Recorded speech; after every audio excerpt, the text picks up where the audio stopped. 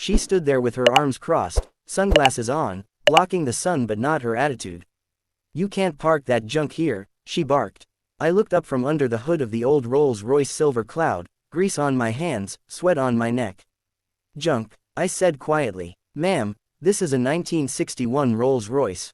I'm restoring it." She gave a dry laugh. "Not on my watch. This neighborhood has standards." Then she slapped a bright orange HOA violation sticker right on the windshield, on a car I'd been working on for months. I bit my tongue and didn't respond. My dad had always told me, don't argue with people who think power is a personality. But as she strutted off like she'd won something, I caught the glare of my daughter watching from the porch. She whispered, "Dad, why does she hate our car?" I forced a smile and said, "She just doesn't understand what real work looks like." Inside, though, I was boiling. The next morning, I came outside and froze. The car cover was gone.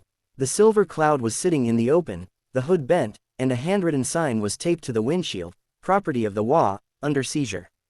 My hands shook. I looked around. Security cameras still blinking red, just as I'd set them up. And then I heard her voice again from across the street, bragging to another neighbor, "Yeah, I told the board I'm claiming it until he proves ownership. People can't just dump cars around here." I walked over, calm but cold. "You claimed it," she smirked. "I did. You never registered it with the HOA.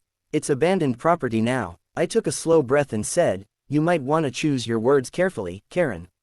That's not an abandoned car, and it's definitely not yours." She rolled her eyes. "We'll see what the HOA says when they tow it tomorrow." As she walked away, my phone buzzed, an email notification from the HOA board. Subject line: "Immediate action required, vehicle seizure notice." I stared at it, my heart pounding. She'd actually done it. I looked back at the rolls, the reflection of the rising sun bouncing off its dented hood. "You picked the wrong car, lady, and the wrong man." That night, I couldn't sleep. I sat in the garage with the lights dimmed, staring at the old Silver Cloud. Every dent, every patch of rust had a story, and every inch of it was mine. My father bought this car in 1972, the same year he came home from serving overseas. It was the one thing he left me before he passed. And now some self-appointed HOA queen thought she could take it.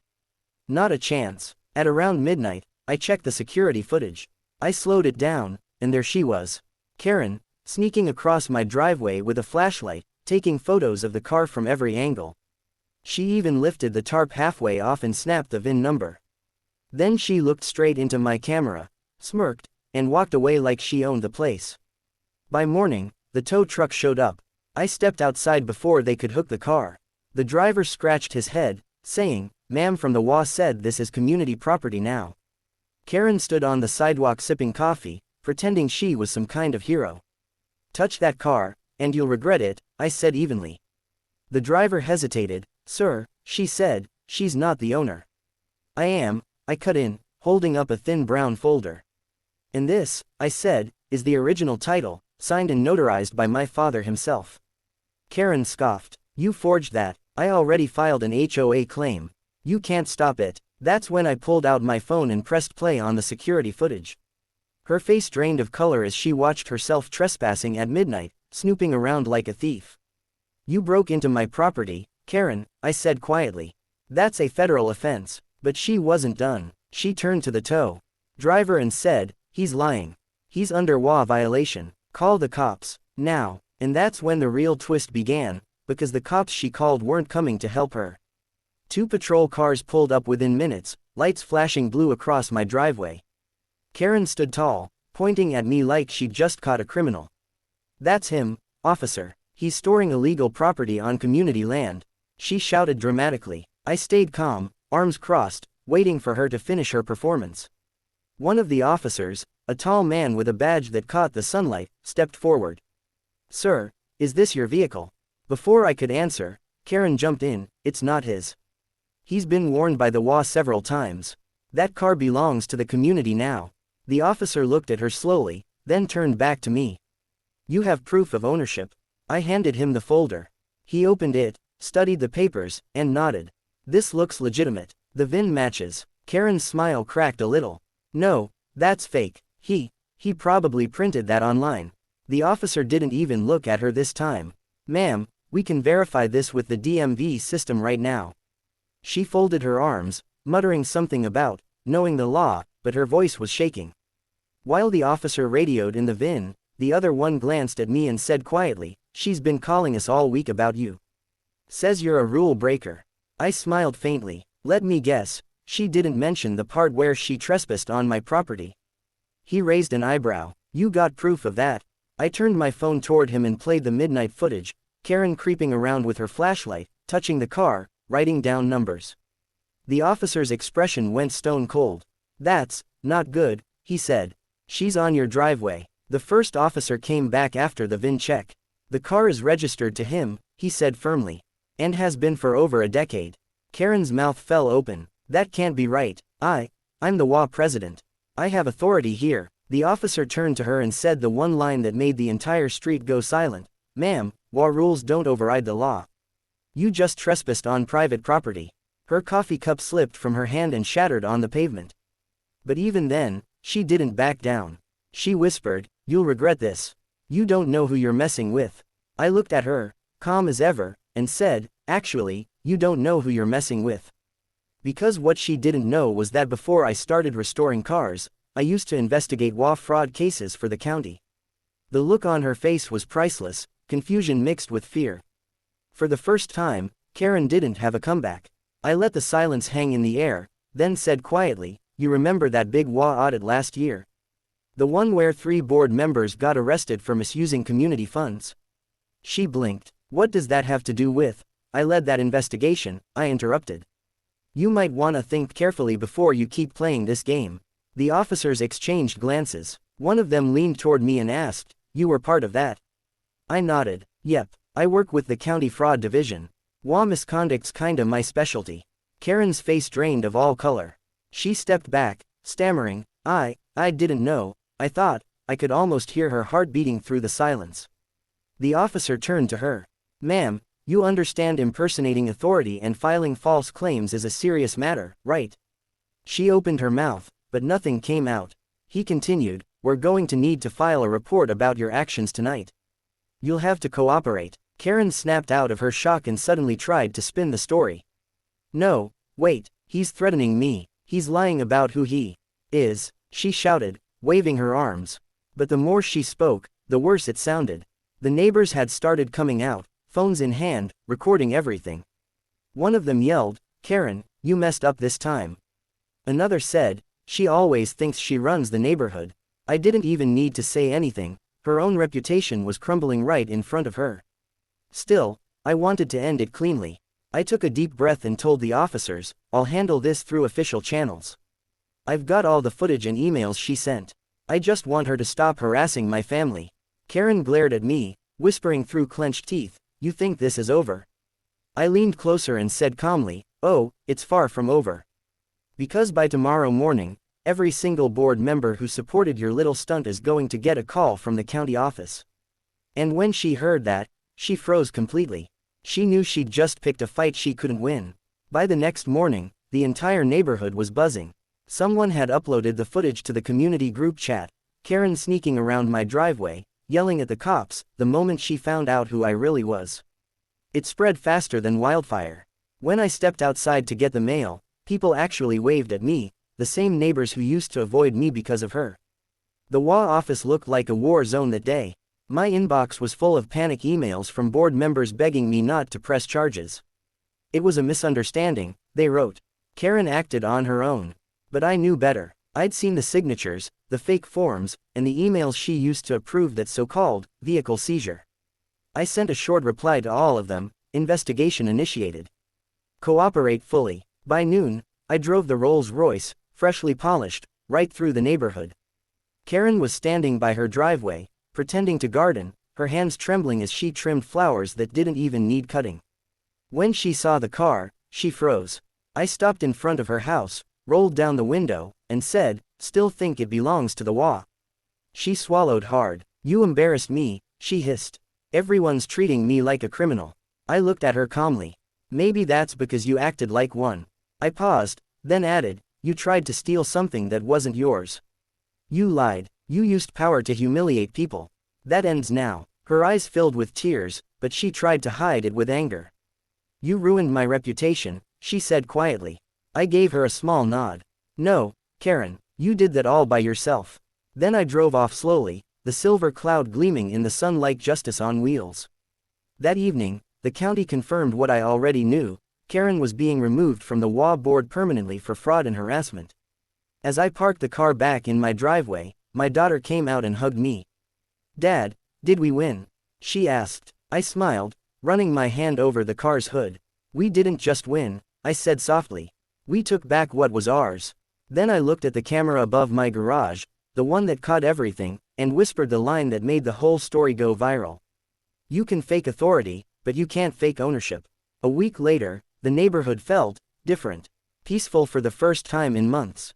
No fake violation notes. No yelling about lawn heights or mailbox colors. Just quiet. Karen's house, though, that was another story. The HOA sign she once bragged about having by her door was gone. So was the smug look she used to wear. I was fixing the Silver Cloud's rear bumper when I saw a "for sale" sign go up in her yard. She was leaving. Some neighbors clapped under their breath, others just looked relieved. But I didn't celebrate, not yet. I'd seen people like her before. They always tried one last move before walking away. Sure enough, that evening, I found a letter stuffed into my mailbox. No return name, just shaky handwriting that said, "You destroyed my life. I hope your car brings you peace." I read it twice, folded it, and put it in my pocket. Later that night, as the streetlights glowed and the crickets hummed, I took a slow drive in the Rolls Royce through the quiet road she used to patrol like her kingdom. The same car she once tried to steal was now shining, rebuilt, reborn, and completely mine. When I stopped at the end of the block, I saw her standing there, boxes by her car, staring at me. No words, just a long, quiet look. Maybe she finally realized power doesn't come from titles or HOA rules. It comes from truth. I rolled down the window and said softly, "Karen, I hope you find peace where you're going." She didn't reply, but for the first time, she didn't look angry, just tired. She nodded once and turned away. As I drove off, my daughter's voice came from the back seat. "Dad, is she gone for good?" I smiled in the mirror.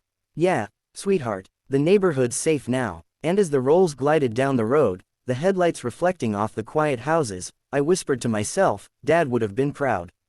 The car's restored, and so is our peace. Because in the end, it wasn't just about a car.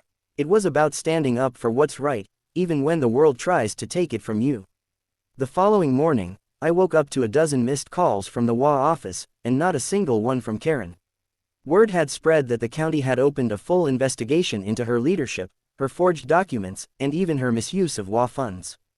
The same people who once followed her every command were now scrambling to distance themselves.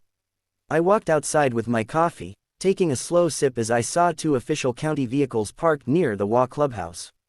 Officers were inside, collecting files and hard drives.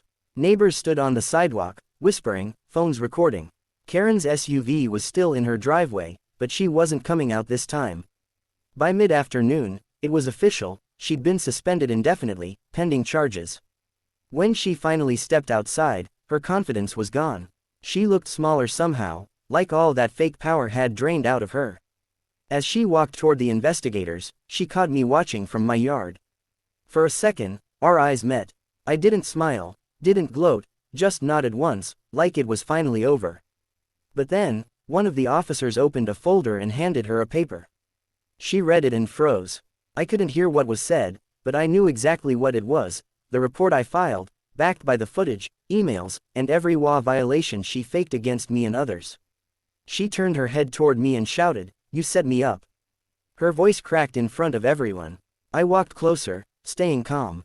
"No, Karen, you set yourself up." I just pressed record. The crowd went silent. Even the officers didn't move for a moment. Then one of them guided her to the car and said, "Ma'am, please cooperate." As they led her away, neighbors started clapping, quiet at first, then louder. Some cheered, others just shook their heads in disbelief. After months of her bullying, the street finally breathed again.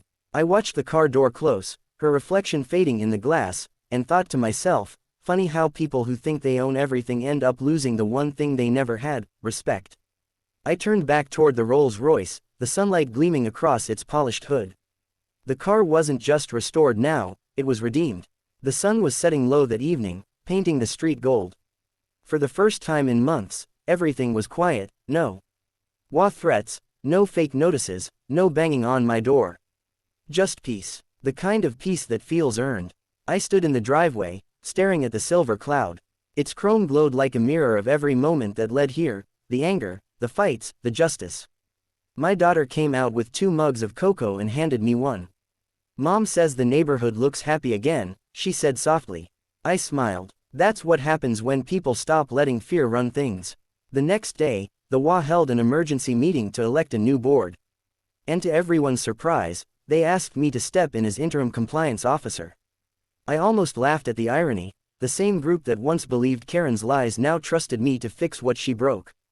I agreed, not for power, but to make sure no one else ever went through what we did. A few weeks later, I received a letter from the county confirming the case was closed. Karen had taken a plea deal, community service, restitution, and a lifetime ban from holding HOA office anywhere in the state. Justice, clean and quiet. That night, I took the Silver Cloud out for one last drive under the stars. The engine purred like it was finally free. Every turn of the wheel felt lighter, every mile smoother, like my dad's spirit was riding along, proud that his car, and his name, were both restored. As I pulled back into the driveway, I looked up at the American flag waving softly in the breeze. The street was calm, the porch lights glowing warm, and for the first time, home really felt like home. I turned off the engine, looked at my daughter, and said the words that would stay with me forever. They tried to take what was ours, but in the end, all they did was remind us why it mattered.